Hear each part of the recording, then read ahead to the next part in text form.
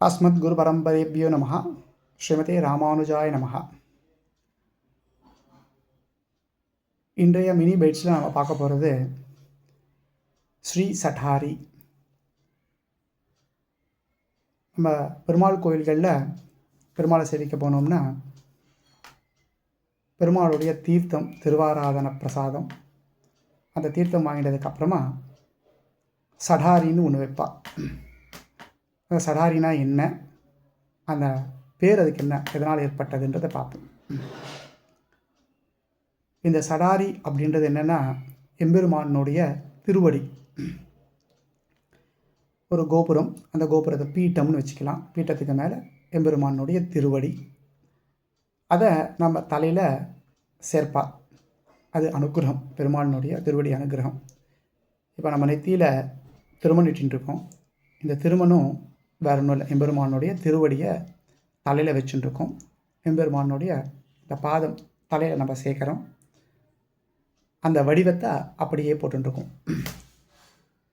பெருமாள் வைகுண்டத்தில் வெள்ளி ரூபமாகவும் தாயார் ஸ்வர்ண ரூபமாகவும் இருக்கிறதுனால இந்த வெள்ளை மஞ்சள் கலந்த திருமணை நம்ம சேர்த்துட்டுருக்கோம்.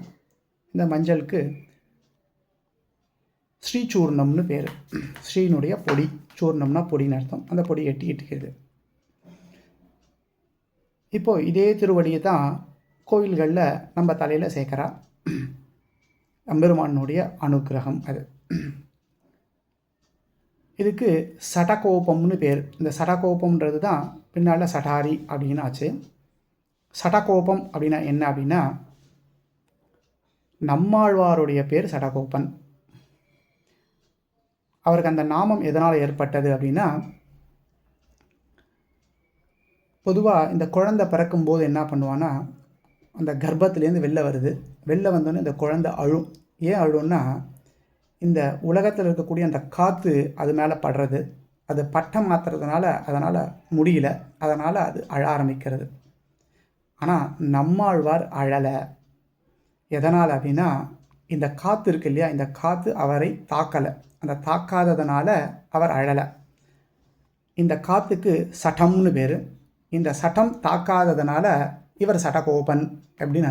இந்த சட்டத்தை வென்றவர், அதனால் அவருக்கு சடகோபன்னு பேர்.